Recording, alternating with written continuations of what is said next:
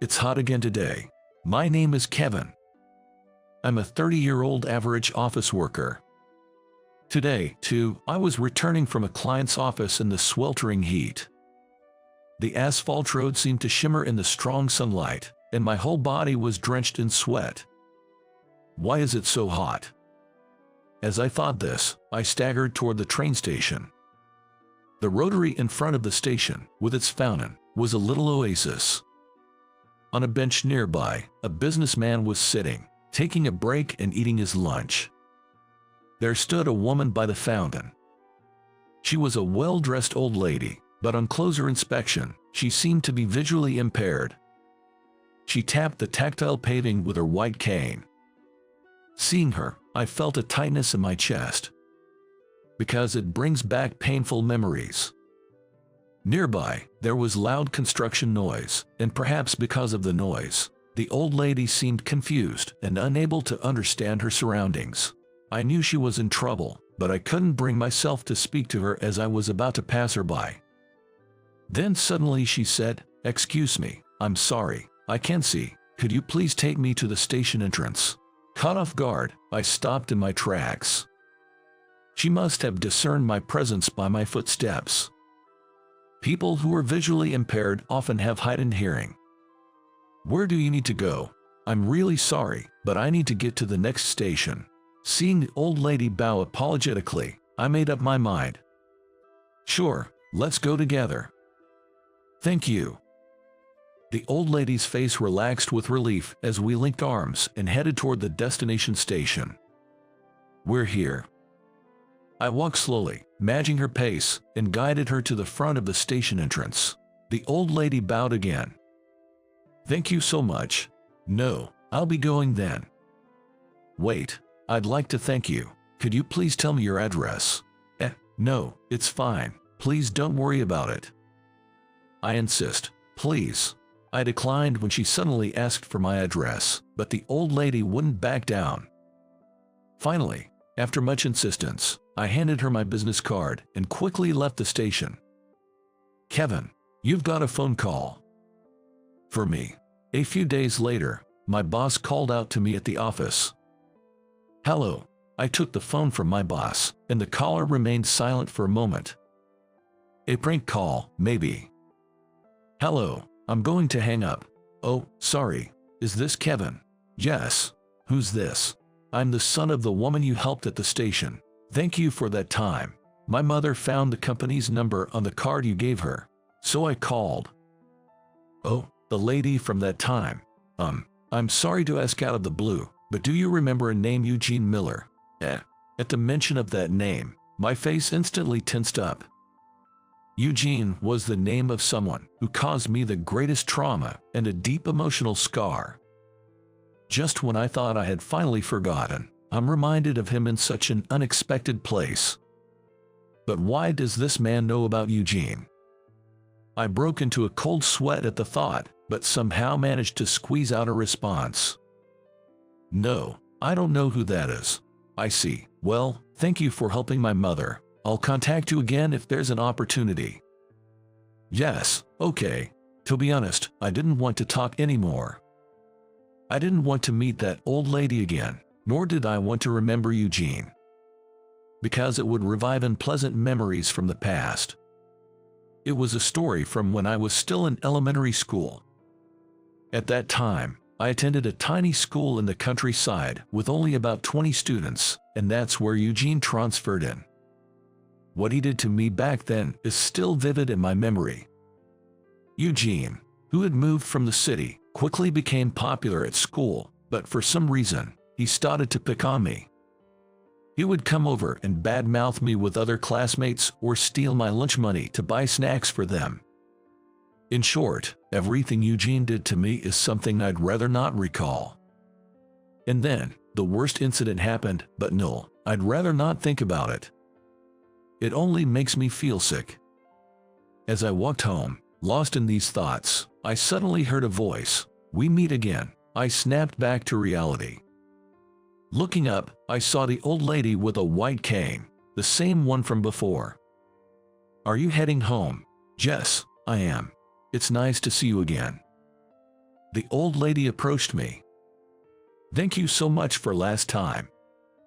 As she bowed deeply, I remembered the phone call and asked her a question that had been on my mind. "Excuse me, by any chance, is your name Mrs. Miller? Did my son tell you?" "Yes. He called my office to thank me." I couldn't bring myself to say more. Just thinking about those times made me feel nauseous. "I remembered your name, Kevin. Are you still afraid of Eugene?" At those words from the old lady, my eyes widened. So, it was true.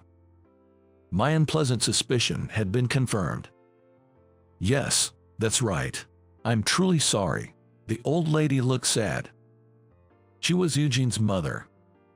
It's strange how fate works. I never imagined Eugene's mother would also be visually impaired. My own mother was visually impaired. Back in elementary school, despite Eugene's bullying, I never gave up and kept going to school. No matter how tough it was, I had a source of strength. It was my mother's words. "It's okay, I'll protect you no matter what happens." My mother had lost her sight shortly after giving birth to me. She had been frail since childhood, and doctors weren't sure she could withstand childbirth, but she went ahead and gave me life, raising me with all her might. My father was already gone when I was born. Unable to work, my mother lived on assistance from the government. "Kevin, I'm sorry. I can buy you the things you like." My mother often said this with an apologetic look, but I wasn't suffering at all. I was happy living with her. Above all, just being with my favorite person in the world, my mother, was happiness itself. When I told her this, she smiled gently. One day, when my mother and I went shopping at a local supermarket. "Hey, isn't that Kevin?" I was called from behind, and, reluctantly turning around, I saw Eugene with a sneering smile. "Is he your friend?" my mother asked, but I didn't answer and tried to walk away quickly. However, Eugene and his classmates surrounded us, blocking the way. My visually impaired mother was confused and disoriented, not understanding what was happening. "What do you want? If you don't need anything, just go away. Give me your bag." "What?" I didn't understand what he was talking about. "Stop joking around. Kevin, what's happening?" "It's okay, Mom. Let's just ignore these guys." As I took my anxious mother's hand and tried to leave, suddenly, one of Eugene's classmates forcefully pulled me, and I lost my balance, falling backwards. Eugene pointed and laughed at me, ridiculing me. "What a clumsy guy. Stop it." Eugene tried to snatch the bag, and my mother resisted desperately. The classmate egged him on. Seeing this, I finally lost my temper and punched Eugene hard. "Ow, what are you doing? You jerk." "Whoa." I tackled Eugene to the ground and held him down. Realizing the seriousness of the situation, the classmates tried to intervene. "Kevin, stop it." My mother screamed, her voice mixed with tears. Her face was pale, and she looked like she was about to cry. I realized Eugene was trembling, his face pale with fear. Glancing at my fist, I saw blood trickling down. I don't remember much after that. I was told by Eugene's mother that he wanted to see me, and as we rode the train together, I remembered that day. After so many years, I wondered what he could possibly want now. "Are you sure it's okay to meet him?" That boy has always regretted that day, especially since I became ill and lost my vision. "I see." As I thought of a response, I suddenly remembered that Eugene had moved away. A few days after that event, he suddenly changed schools. I later heard that his parents were having a divorce.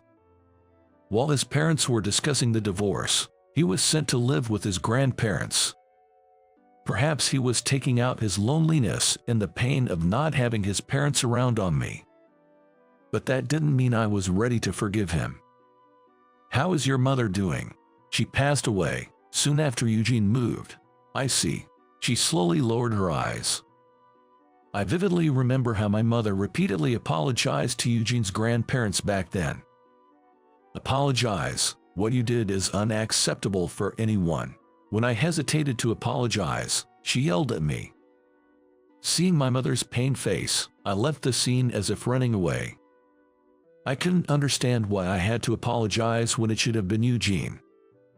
He has always regretted being harsh to you. He wanted to apologize if possible. I know it's not the best way to put it, but I just can't help thinking how selfish he's always been. Sorry about that. Yes, I understand how you feel, but he's still my precious son. Hearing Eugene's mother's words made my heart ache, because my own mother had said something similar. I had shouted at my mother in frustration when I was forced to apologize. I hate you, Mom. After hearing those words, my mother replied with a sad smile. Even so, you're still my precious son. Not long after, my mother passed away due to a worsening chronic illness. It's been a while. When I visited his house, I was greeted by an awkward Eugene. Seeing his face brought back my trauma, but I managed to keep my composure. According to him, he's now married with children. His child is having a tough time at school and is on the verge of not attending. It seemed like a punishment for what he had done in the past, but somehow it made me feel even heavier. Sitting in the living room, I spoke to the uncomfortable Eugene. You didn't have to meet me if it was too much. I couldn't do that. I really wanted to thank you properly for helping my mother. By the way, I heard about your mom. She passed away, right? Yeah, a long time ago. Eugene looked down, his voice trembling as he bowed his head. I'm really sorry. At those words, I couldn't help but laugh. What's that? It's meaningless to say it now, isn't it? I know, but I've always regretted it, especially since my own mother lost her sight. When my child started facing bullying at school, it made me think even more. I feel like I'm being punished for being the worst person. Yeah, you were the worst. Have you finally realized that as an adult? Just because you were a jerk in the past, don't waste time fretting over it. Think more about your mother and your child instead. Kevin, just so you know, you'll always be a jerk to me, but to your mother, you are her only son, right? To your child, you are their only father, right? So, for their sake, don't become an even worse person. Let me be the only one who thinks of you that way. Tears began to stream down Eugene's face as he heard those words. Thank you. I don't need your forgiveness, but thank you. His face was a mess with tears.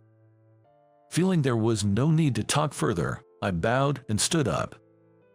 Eugene's mother came to see me off at the entrance, bowing deeply again. I'm sorry. What my son did is unforgivable. Still, thank you so much for coming. No, it was no trouble. Thank you. I nodded briefly and quickly left his house. Mom, he's still the same jerk, I muttered to myself on the way home. This was for the best. The lingering frustration had cleared, leaving me feeling somewhat refreshed. A few days later, on a day off, I decided to visit my mother's grave. There was something I just had to tell her. Even after Eugene apologized and thanked me, the past can't be changed. But one thing did change. I don't intend to apologize to him, but I think I owe an apology to Mom. I could never forgive my mother for demanding an apology. That's what I never intended to take back the words I said, hating her. Yet, my mother must have been deeply hurt by those words. But right before she passed away, she said with a smile, I love you, Kevin. You're my favorite in the whole world, my precious son. My mother gently held my weeping hand, and then she passed away. I was just a kid in elementary school then, and it took a while for the grief of losing my mother to heal, but I try my best, remembering her words and smile. I love you the most in the world too, Mom. I'm so sorry for what I said. Tears streamed down my face. It's too late for regrets, but I apologize to the memory of my mother. I might fall in love with someone else in the future, but the love I feel for that person will be different from the love I have for my mother. I respect you the most in the world, Mom. I don't think I'll ever meet a woman I respect more than her. My mother, in my heart, is a dearly beloved presence. I'll always love her. I will not forget these feelings. Since then, I have been trying to support those who visually impaired in any way I can. So I have been volunteering in the community and am currently learning Braille. I hadn't met Eugene or his mother since that day. I don't know what I might say, remembering the past, and I don't want to meet them ever again. It's better for both of us to walk completely separate paths. I want to let go of the negative feelings and keep trying my best, hoping to somehow repay my mother for my regrets. Surely, my mother will be watching over me from heaven.